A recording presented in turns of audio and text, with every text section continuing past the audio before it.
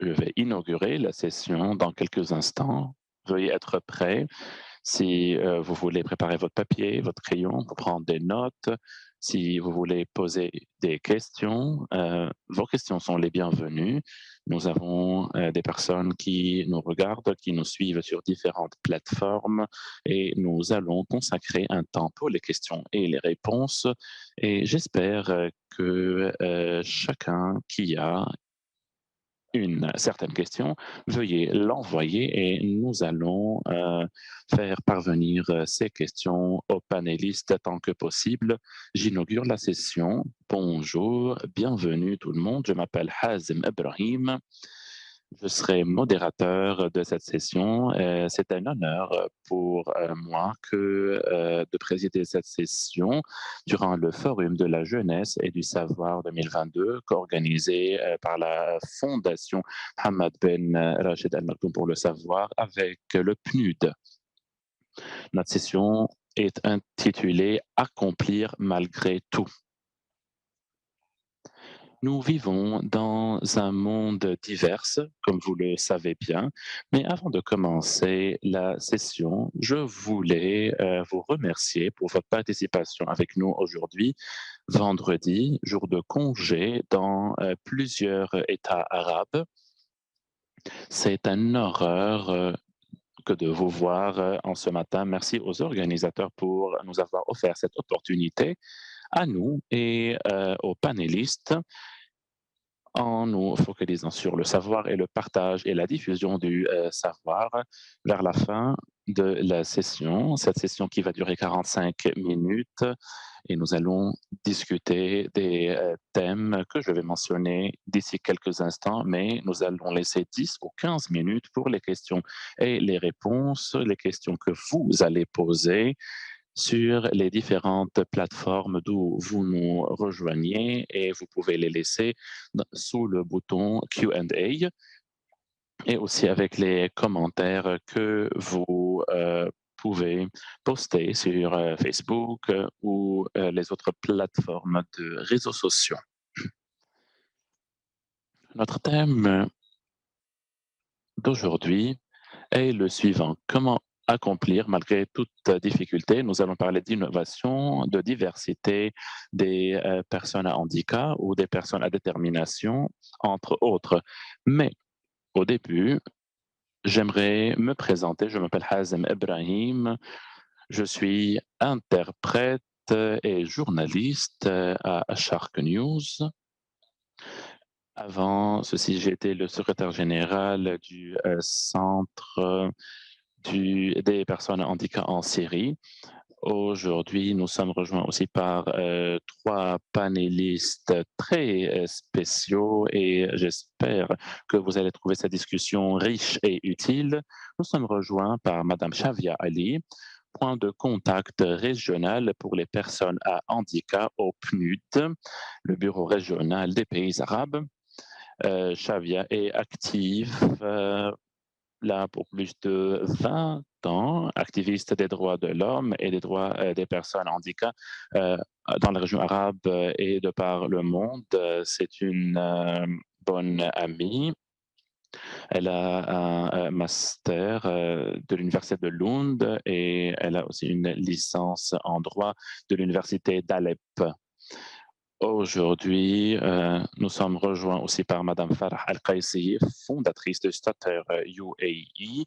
Farah a une licence en finance de l'Université Zayed aux Émirats et elle est entrepreneure sociale avec beaucoup de prix qu'elle a gagnés et elle est aussi conseillère en hypnose. Farah a lancé Stutter UAE en 2003 pour propager la conscience en ce qui concerne les personnes qui bégayent. Et en 2020, et en coopération avec le Centre portugais d'orthophonie, Farah a lancé iStutter, le centre iStutter, centre d'orthophonie en ligne avec les traitements avancés pour les personnes qui bégayent. Enfin, nous sommes rejoints par notre ami Abdelaziz Al-Moutairi, Monsieur Abdelaziz est représentant officiel de Training Gate International. Il est coordinateur d'administration au bureau des programmes de formation et d'information à la faculté de gestion d'affaires à l'Université du Koweït. Monsieur Abdelaziz nous rejoint de Koweït et il est le représentant officiel de Training Gate International. C'est une ONG au Koweït pour l'intégration des personnes à détermination dans tous les aspects de la vie. Bonjour, bienvenue à tout le monde. Je vais commencer avec toi, ma chère amie Shavia, avec une question à toi. Nous, tous, avons cette ambition de vivre une vie décente. Et permettez-moi de commencer à parler des personnes à handicap. L'être humain considère l'indépendance et aussi l'emploi décent, c'est très important pour ces personnes. Alors, Madame Chavia, pouvez-vous nous décrire le lieu de travail qui permet aux personnes à détermination ou aux personnes à handicap, qui leur permettent d'être égaux avec tous les droits en ce qui concerne la participation à la vie sociale? Merci beaucoup, Hazem, pour cette question. Quand je parle de cette question, je me sens dans un rêve parce que pratiquement parlant, et en ce qui concerne l'emploi décent, ceci englobe 3 points. La maison, parce que la personne à handicap va se réveiller le matin, va mettre les habits, va aller au travail. Les moyens de transport, publics ou privés, si ceci est disponible sans complication pour arriver. Et puis le lieu de travail, l'édifice, les facilités de l'ingénierie et aussi la mentalité des collègues. Le travail décent englobe ces 3 facteurs dans la vie journalière, même si le travail est en ligne, il faut penser et dire que la mentalité entre en jeu. Alors, l'emploi décent, quand j'arrive avec toute dignité à l'emploi, à la place où je travaille, et tout le monde me considère un collègue ou une collègue à pied d'égalité, parce qu'il y a certains problèmes dans quelques pays, comme par exemple l'emploi répond à certaines quotas. Par exemple, un certain nombre de personnes à handicap.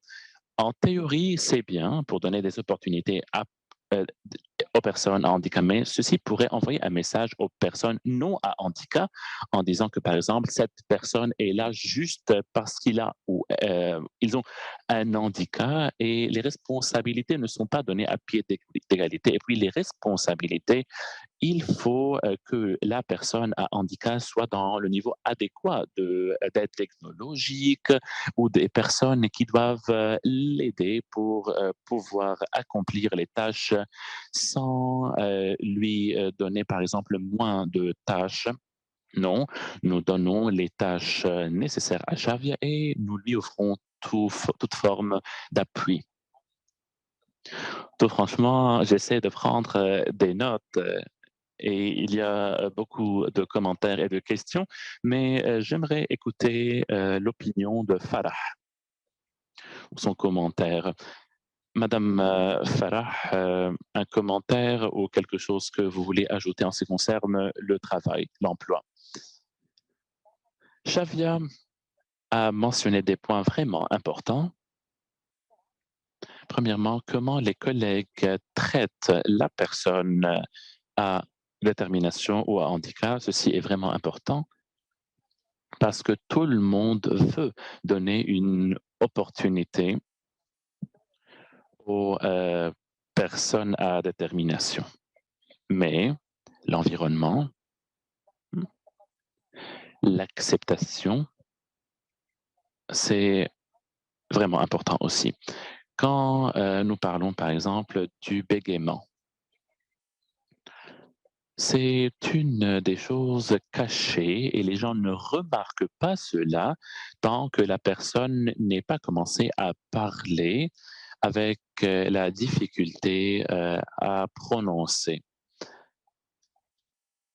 Le responsable du travail doit comprendre ces difficultés pour pouvoir offrir les opportunités ou l'environnement ou l'espace adéquat à la personne pour que cette personne puisse participer comme part efficace de leur société.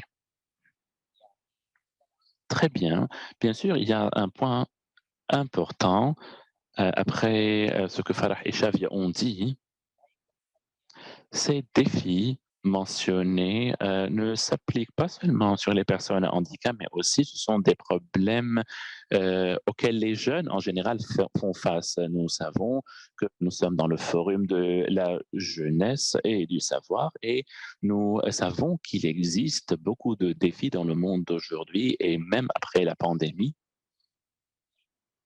où nous avons vu des défis économiques dans les pays et aujourd'hui, il y a des risques de récession au niveau global, mondial, et ceci en soi est un défi. Alors, l'environnement professionnel est rempli de défis pour tout le monde, non seulement en ce qui concerne les personnes à handicap, mais comme société, comme communauté de personnes à handicap et des jeunes aussi à handicap, nous avons l'ambition de cet environnement inclusif de tout le monde avec des opportunités à pied d'égalité pour prendre part, pour avoir notre opportunité et ne pas en être privé juste parce qu'il n'y a pas les facilités nécessaires. Abdelaziz va partager son expérience parce que, par exemple, en partant de mon expérience personnelle, je travaille dans un environnement professionnel inclusif aux Émirats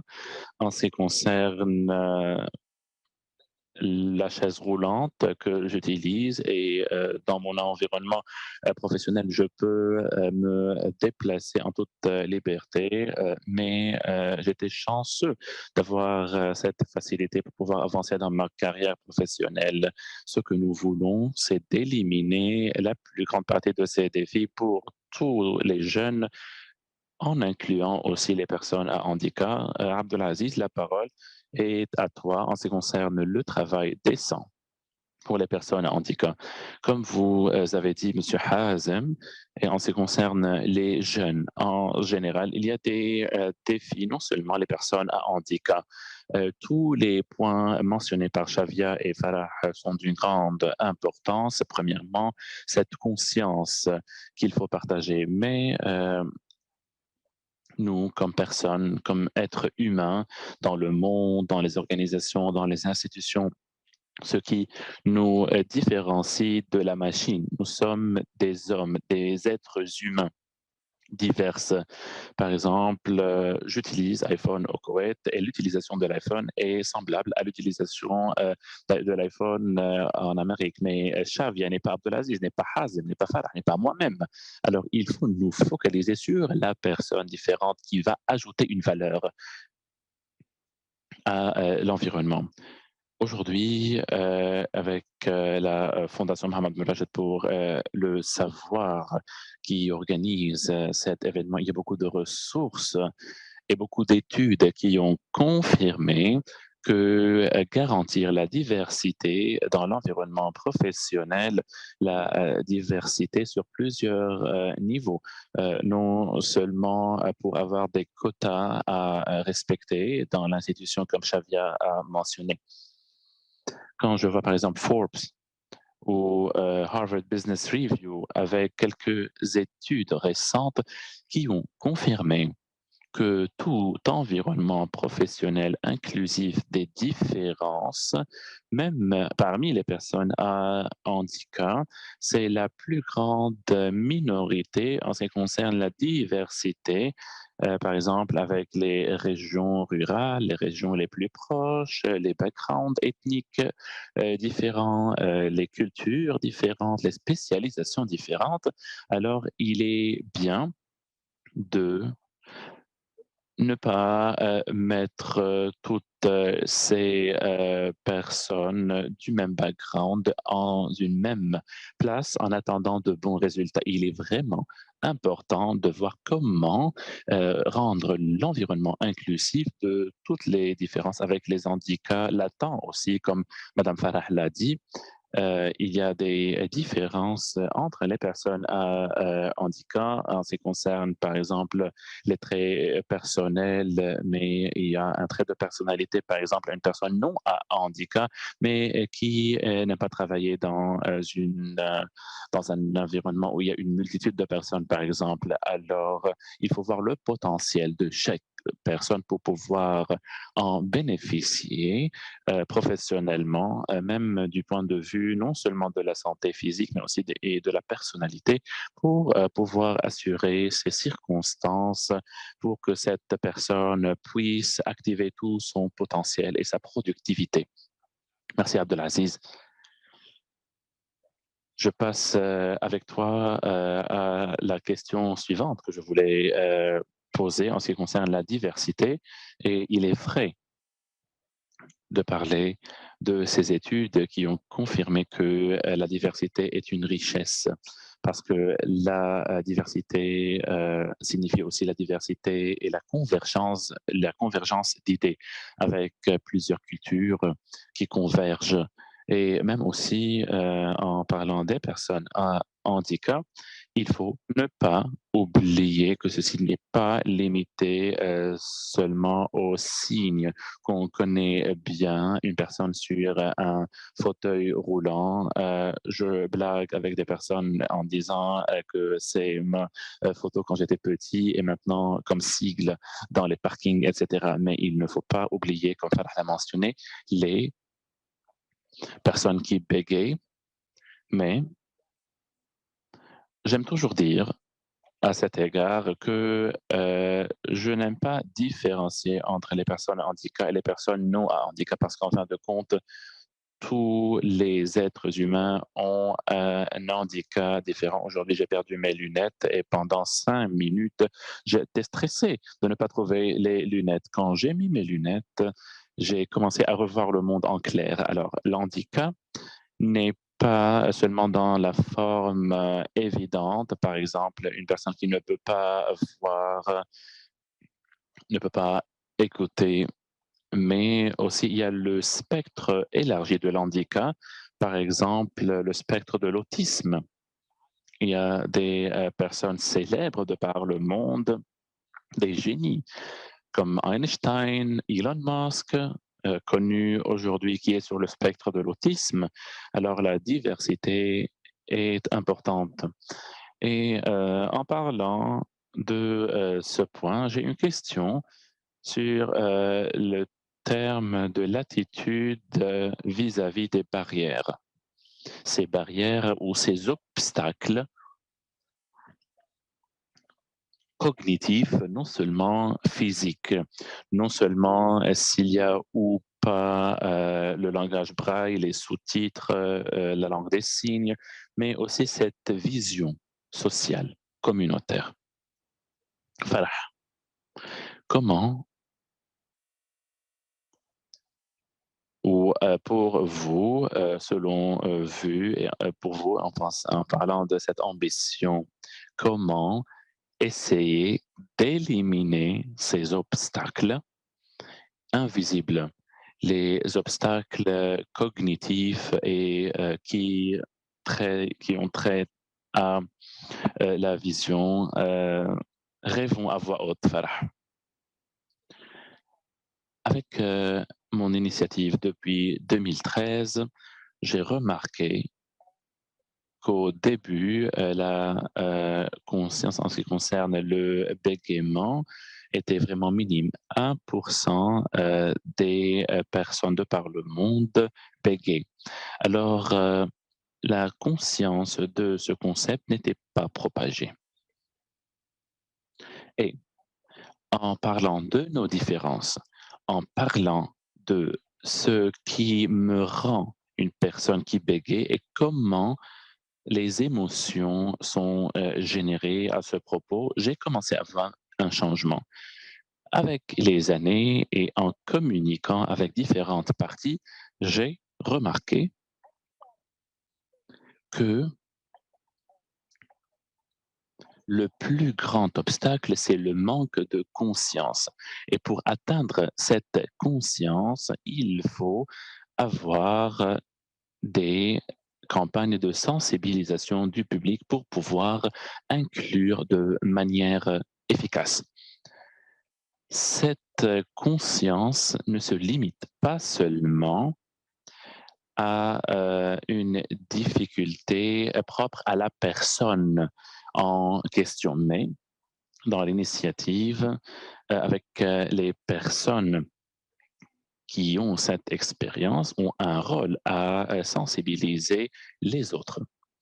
Et si nous rêvons, et nous rêvons en grand, et si nous atteignons un certain niveau, et malgré nos différences, comme M. Hazem, vous l'avez mentionné, personne à handicap et personne non à handicap. Alors, en arrivant à un certain niveau d'acceptation, de tolérance, de parler des différences, et ceci signifie immédiatement que les gens vont accepter les autres. C'est vrai, et je pense que les stéréotypes vis-à-vis des personnes à handicap, et je vous parle de mon expérience personnelle, il y a toujours ce stéréotype relié à la nature humaine et l'absence de la conscience et de la sensibilisation que vous avez bien mentionné. Et ceci conduit à des préjugés dans les têtes de personnes. Je vais vous dévoiler un secret. Quand je vous ai vu pour parler du bégaiement, pour moi, ce n'était pas un handicap. Alors, pour moi, j'oublie toujours qu'il y a plusieurs types de handicap. Alors, avec cette conscience de la différence et cette différence acceptée et qu'il est un droit des personnes d'être différentes, ceci nous fait que nous nous éloignons du concept handicap ou non handicap vers une société inclusive. Mais comment mettre en œuvre ceci a besoin d'efforts de sensibilisation, des efforts qui ne sont pas faciles. Xavier a parlé d'un rêve. Aujourd'hui, nous sommes quatre à parler de ce sujet et puis nous allons terminer notre session et rentrer chacun chez soi. Mais comment pouvons-nous entasser les efforts? Xavier, de votre statut avec le PNUD, co-organisateur de cette session pour le savoir, aujourd'hui, nous tournons autour des concepts essentiels de notre travail. Selon vous, cet effort cognitif ou de sensibilisation, quelles sont les failles de ces efforts? Nous savons que tout le monde a un rôle à jouer, mais que pouvons-nous faire pour accélérer aujourd'hui avec les personnes de différents statuts? Comment accélérer ce processus au niveau de la société, des gouvernements, des écoles? Ou avons-nous besoin de plus d'efforts pour transformer le rêve en réalité? Hazem, tu as parlé de la sensibilisation, de l'éducation, les gouvernements, les décideurs, les écoles, même les médias, les institutions qui nous influencent dans notre vie de tous les jours avec des prototypes et des idées. Le sujet de handicap, par exemple, en parlant de ce concept avec les médias, là où je travaille et je vois par exemple un prototype ou un modèle qui va à l'encontre de mon travail. Alors je me demande, je travaille avec les Nations Unies à comment, par exemple, promouvoir le statut des personnes à handicap pour pouvoir influencer la communauté. Par exemple, nous émettons des stratégies, des recommandations.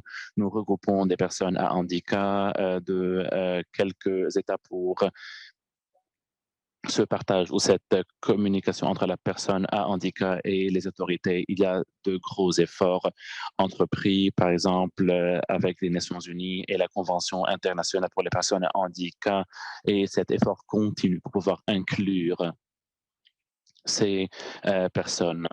Nous parlons de l'inclusivité.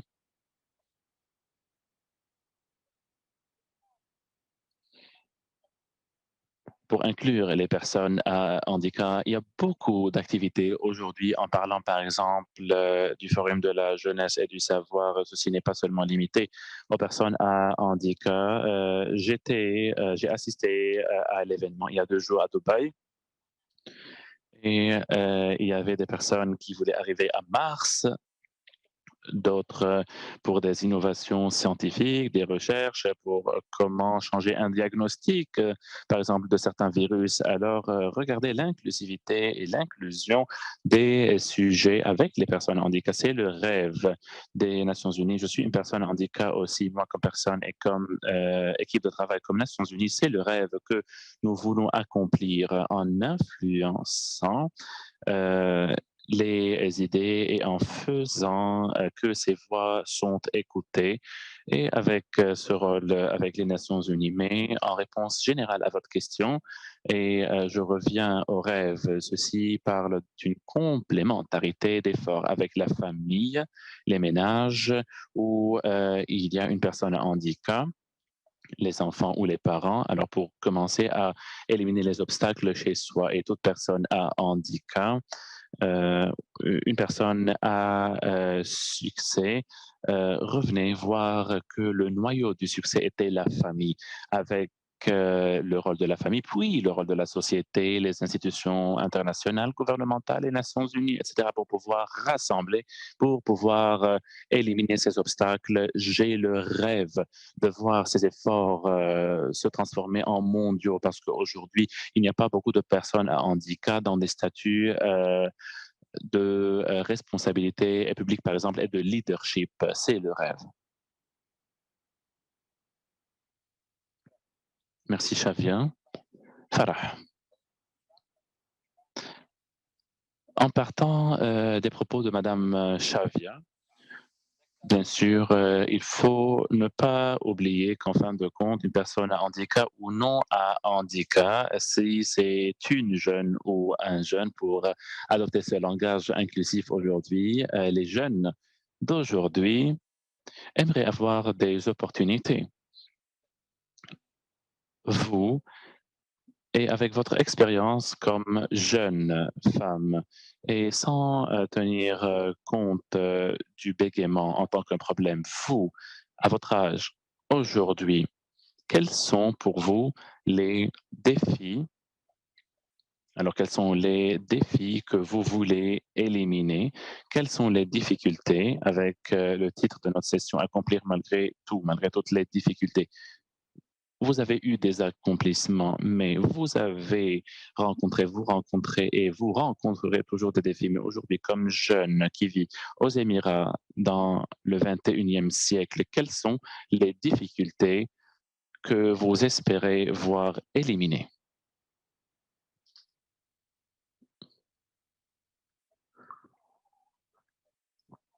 Les difficultés, pour moi, jeune émirienne aux Émirats, je bégaye. Je mentionne encore une fois ce qu'a dit Madame Chavia. L'environnement proche, non seulement le ménage, mais un peu plus large, non seulement la famille.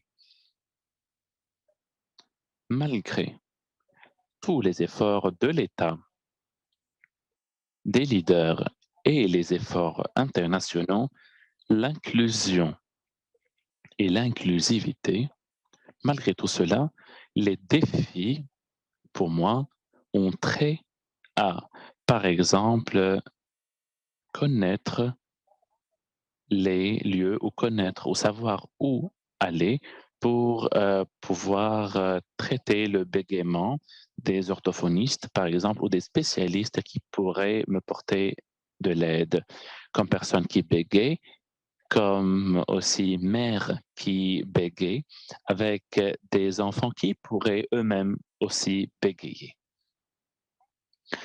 Alors, ce, cette forme de conscience, mais avec mon expérience personnelle et mon parcours avec le traitement des personnes qui bégayent, les jeunes femmes vont être sujettes à la vision de la communauté vis-à-vis d'elles à cause du bégaiement. Et ceci pourrait représenter l'un des plus grands obstacles auxquels nous faisons face parce qu'il y a cette idée d'appliquer une certaine idée, un certain stéréotype à la jeune fille dans la société et tout autre concept différent pourrait être limitant, pourrait être une limite. Farah, pensez-vous, vous avez parlé de la jeune fille, la femme en général à handicap, qui y aura plus de difficultés en comparaison avec l'homme à handicap. Mais les jeunes femmes en général, à handicap ou pas, pensez-vous que leurs problèmes sont plus grands? Parce que non seulement aux Émirats, vous avez voyagé, pensez-vous que les jeunes femmes ont plus de problèmes en comparaison avec les jeunes hommes?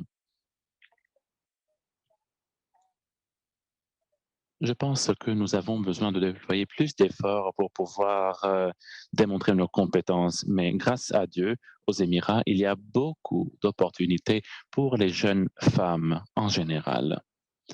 Mais avec ces opportunités,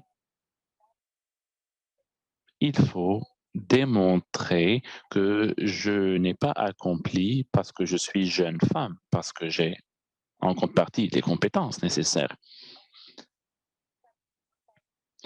Mais par exemple, le jeune homme a été concentré, il a été déterminé et il a accompli. Mais en fin de compte, nous devons aboutir à cet équilibre entre notre vie professionnelle et notre vie familiale. Abdelaziz, mon cher ami,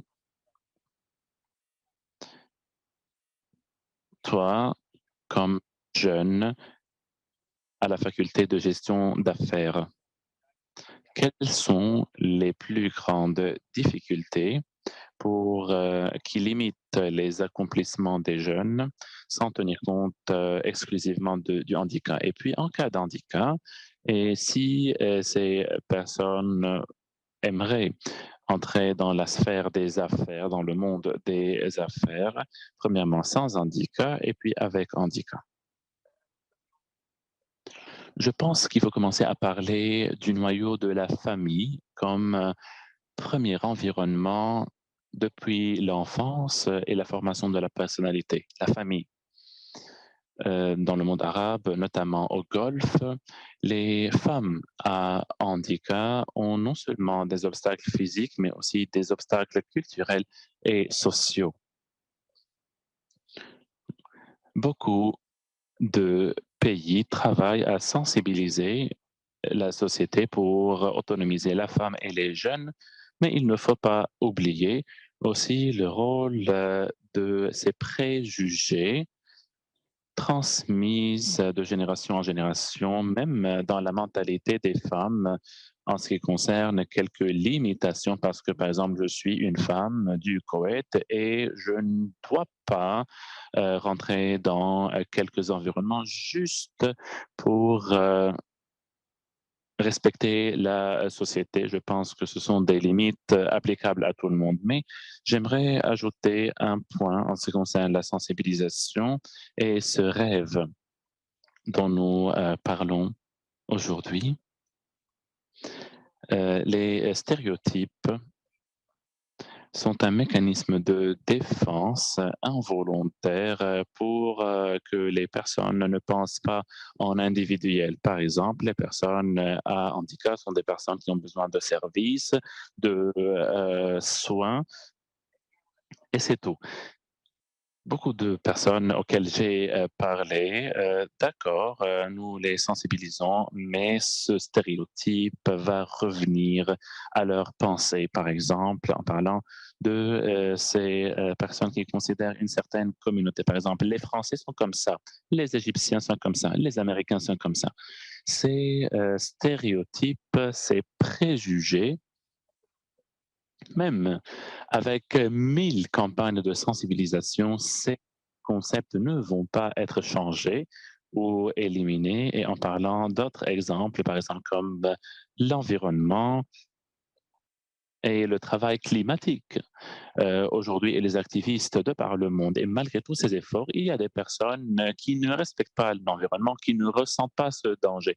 Même aussi les féministes et les campagnes féministes aujourd'hui avec tous les efforts fournis. Mais malgré tout cela, il y a des personnes qui considèrent l'homme moindre, qui considèrent la femme, pardon, moindre que l'homme. Et dans notre communauté, même de par le monde, non seulement au monde arabe, il y a cette conception que la femme est moindre que l'homme en matière de compétences, etc. Je me conseille à moi-même et je vous conseille de ne pas nous focaliser seulement sur la sensibilisation, mais de sensibiliser dans les personnes dans notre environnement immédiat, par exemple avec la famille qui doit être consciente de son rôle dans la communauté et l'enfant, quand une fois devenu jeune, il va se limiter ou elle va se limiter à lui ou elle-même plus que la communauté. Alors, il est important de nous focaliser sur les personnes, sur leur famille, non seulement la communauté ou la société en général.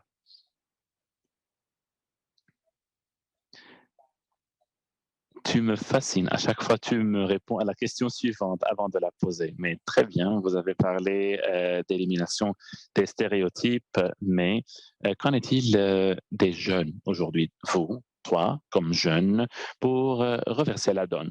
Aujourd'hui, et les personnes, par exemple, nous, un des cas qui parlent des autres, les personnes qui ont un certain handicap ou des personnes handicapées en parlant de nous-mêmes, mais reversons la donne et donnons-nous ce droit de théoriser sur la société et non le contraire. Alors, toi, à la faculté de gestion d'affaires, quelles sont les plus grandes difficultés pour les jeunes aujourd'hui en parlant du golf en particulier? Où il y a une certaine tendance générale que tous les jeunes au Golfe veulent travailler au secteur gouvernemental. Aujourd'hui, il y a une diversification à la vision des Émirats, 2071, le plan du centenaire, d'autres plans de développement, vision 2030, en Arabie Saoudite, au Koweït, au Qatar. Pour toi, quelles sont les plus grandes difficultés pour les jeunes aujourd'hui et qui nécessitent des efforts du gouvernement? Je pense que les gouvernements doivent se focaliser sur les choses suivantes. Les jeunes ont besoin d'un peu de courage pour pouvoir quitter la zone de confort. Beaucoup de gens considèrent comme priorité la sécurité, par exemple, avec l'emploi gouvernemental. Alors, les jeunes doivent prendre conscience d'expériences à succès, par exemple, avec des jeunes qui sont rentrés dans le marché du travail directement. Et d'autres difficultés aussi incluent pour nous comme jeunes pour entrer dans le marché de travail. Je veux parler maintenant des jeunes à handicap principalement. Les services fournis, par exemple, moi, en étant dans un pays où il n'y a pas, où les moyens de transport ne sont pas équipés ou qui ne couvrent pas toutes les régions, et il y a dans quelques pays où ces infrastructures ne sont pas disponibles. Au Koweït, par exemple, il n'y a pas de facilité pour les personnes à handicap dans les moyens de transport. Il y a juste quelques initiatives et le problème est là. Alors, comment aller au travail si cette personne ne peut pas se déplacer du point A au point B et sans que ce moyen de transport soit disponible toujours aux personnes à handicap. Et il faut aussi que les jeunes prennent en conscience le suivant. Parfois, les projets du secteur privé ne sont pas juste lucratifs. Il y a des projets de service. J'offre un service indisponible pour ma région ou pour mon État où, par exemple, les autorités locales, les municipalités ne travaillent pas. Par exemple, au Koweït, nous avons 6 provinces, mais les affaires sont juste concentrées dans la capitale, mais il y a aussi de l'espace hors capitale. Mais le point de focalisation et l'autonomisation des jeunes, c'est juste vers la capitale. Parce que en parlant maintenant de ces moyens nécessaires pour la centralisation ou autres, non seulement dans le cas du Koweït, mais aussi dans d'autres pays avec cette focalisation sur quelques villes principales et en délaissant les autres régions. Merci d'avoir mentionné cette idée. Et cette dernière idée nous fait penser au PNUD et aussi le développement équilibré entre régions et entre pays. Nous savons qu'il y a des défis dans les pays entre le centre et les parties éloignées et entre les pays riches et moins riches. Nous avons une question d'un participant en ce qui concerne les jeunes à handicap limités naturellement avec quelques obstacles. Comment dépasser ces obstacles dans les pays en développement? Xavier, à vous la question. Nous sommes d'accord que les défis sont énormes et différents entre pays, mais je voulais me focaliser sur les difficultés et les défis avec les pays développés et avec moins de chances de développement. Mais en ce qui concerne les défis, en parlant du handicap, les obstacles sont psychiques, mentales, puis environnementales et financières. Aujourd'hui, les pays en développement sont au cœur de l'intérêt des Nations Unies avec, par exemple, les fonds et les dons qui vont être virés à ces pays en premier plan pour les aider en matière d'infrastructure, etc. Le sujet est vraiment global et compliqué pour pouvoir mettre des plans pour ces accomplissements. Mais en bref, j'aimerais dire que les accomplissements peut-être ne sont pas tellement visibles, mais les Nations Unies aujourd'hui permettent à beaucoup de pays en développement pour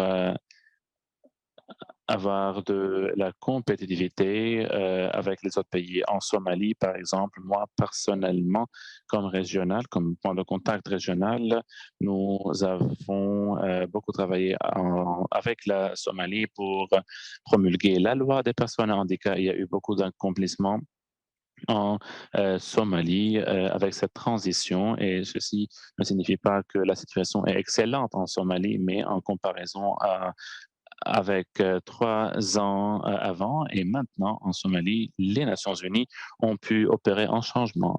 En Syrie, par exemple, la Syrie avec la situation exceptionnelle, vous voyez que si les Nations Unies et le PNUD et sans le travail de l'équipe en charge des personnes à handicap, il y aurait beaucoup de problèmes. Mais il y a aussi des activités aujourd'hui pour réhabiliter les facilités en Syrie avec l'absence d'autorité. Le sujet est énorme. Il est vraiment difficile de dire que nous avons du succès global ou total, mais soyons justes. Sans la présence des Nations Unies, beaucoup de régions auraient eu moins de développement en parlant d'handicap et des personnes à handicap.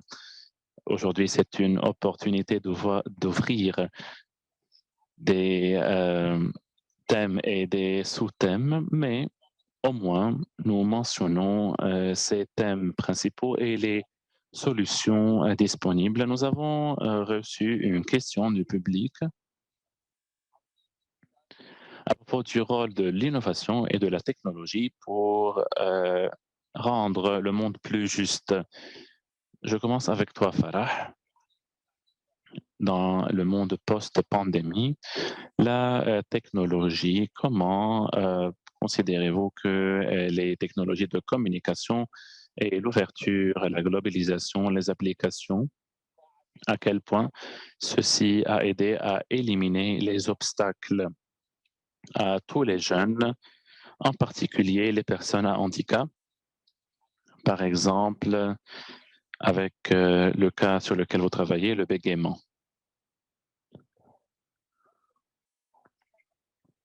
Durant la pandémie, il y a eu beaucoup de difficultés qui nous ont impactés psychiquement, mentalement et autres. Grâce à la technologie, les personnes qui ne pouvaient pas communiquer en présentiel avec les autres ont eu cette capacité de communiquer avec les moyens technologiques. Et maintenant, comme nous le faisons, nous sommes aujourd'hui regroupés de par le monde avec un certain message. La technologie a vraiment aidé, elle a été utile, et spécialement aux personnes qui bégayent. Ces personnes ont pu continuer, poursuivre leur traitement avec les spécialistes et les orthophonistes à travers la technologie et la plateforme que j'ai lancée avec le centre portugais iStutter Center. Cette plateforme a bénéficié beaucoup de personnes de par le monde parce que le bégaiement en soi, comme beaucoup de différences, pourrait rendre que la personne se sente isolée, frustrée. Alors, oui, la technologie a aidé, a été utile aux personnes pour maintenir la communication et pour minimiser euh, ce sentiment d'isolement. Alors, la technologie rend ce monde plus juste. C'est une question posée par un participant du public. Tout à fait. Abdelaziz,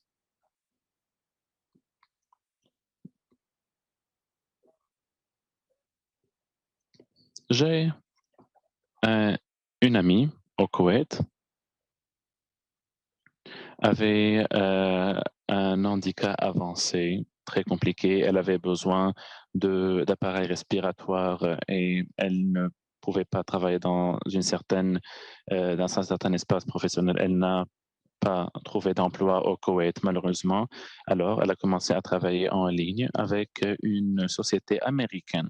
Alors, vous pouvez voir, vous pouvez imaginer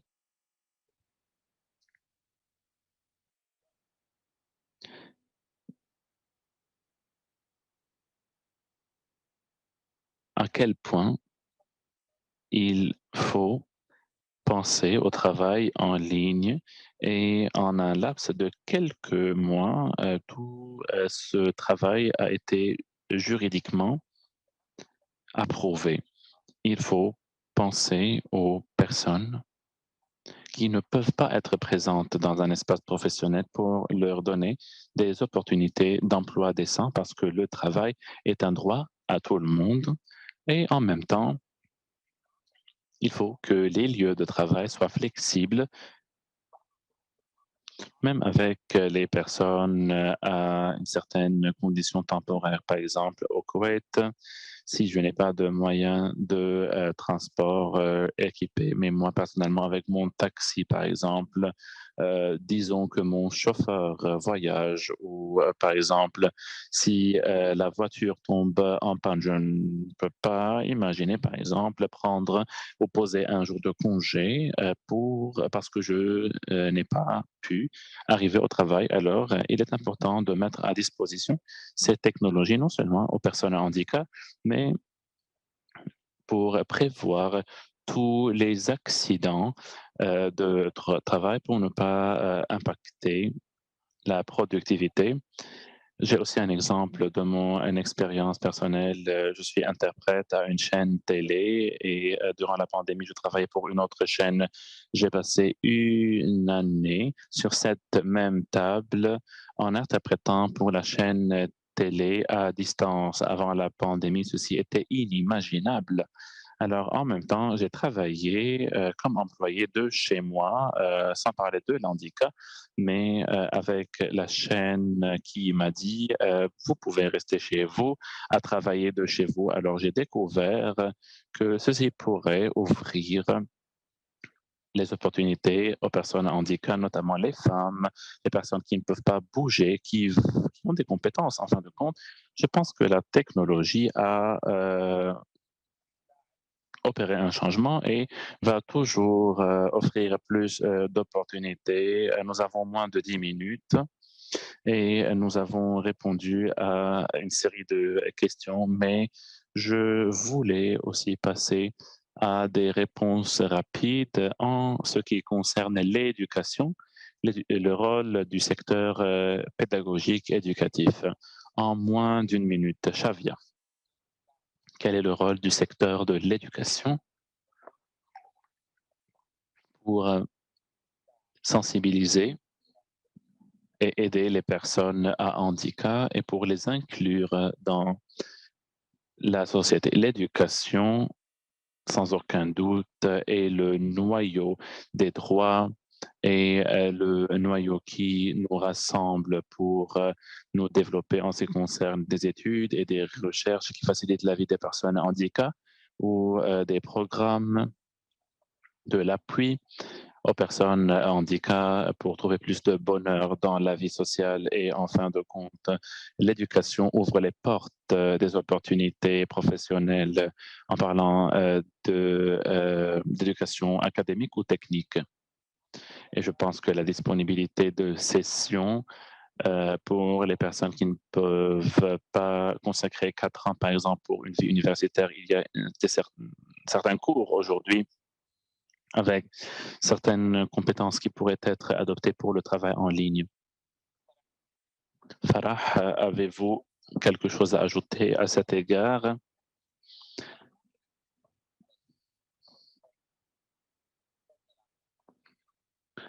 Abdelaziz, en ce qui concerne la technologie et l'éducation, je pense que beaucoup de centres, même en Amérique, avec cette demande sur la conscientisation, la sensibilisation et même il n'y a par exemple pas euh, l'opportunité d'avoir un interprète de langue de signes sur place, mais il y a des employés avec des programmes et qui savent du programme et il y a une personne chargée de sous-titres pour les conférences et la personne a cet écran qui est cette personne pourrait lire ce qui est en train de se dire et vous avez autonomisé les personnes qui ne peuvent pas entendre, par exemple, et s'il n'y a pas possibilité d'avoir un interprète de langue de signes.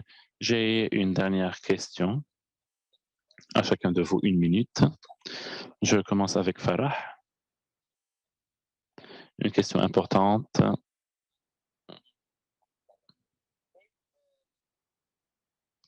Comment est-ce que les décideurs et les responsables de politique, comment contribue-t-il à l'indépendance des personnes handicapées? Farah, si vous êtes décideur pour 24 heures, vous ferez quoi?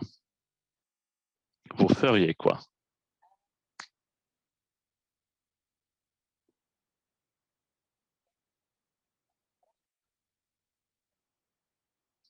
Je vais répondre de la perspective d'une personne à handicap dans un certain statut de décideur.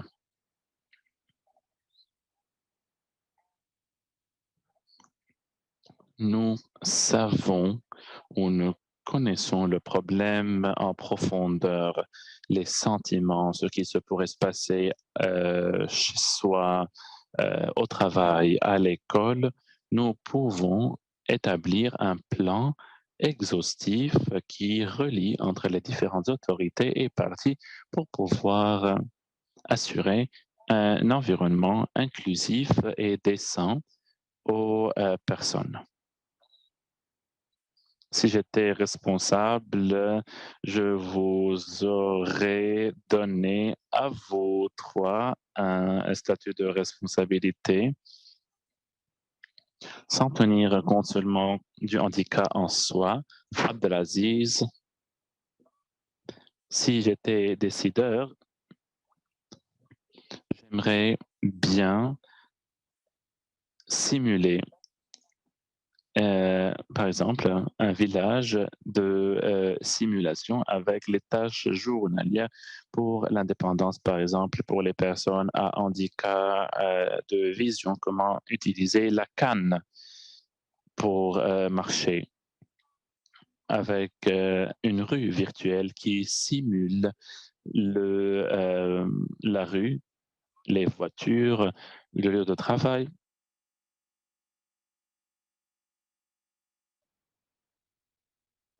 Comment être indépendant, un programme de simulation et aussi des services personnels pour, autonomiser cette, personne dans sa vie, de tous les jours. Xavier, 45 secondes.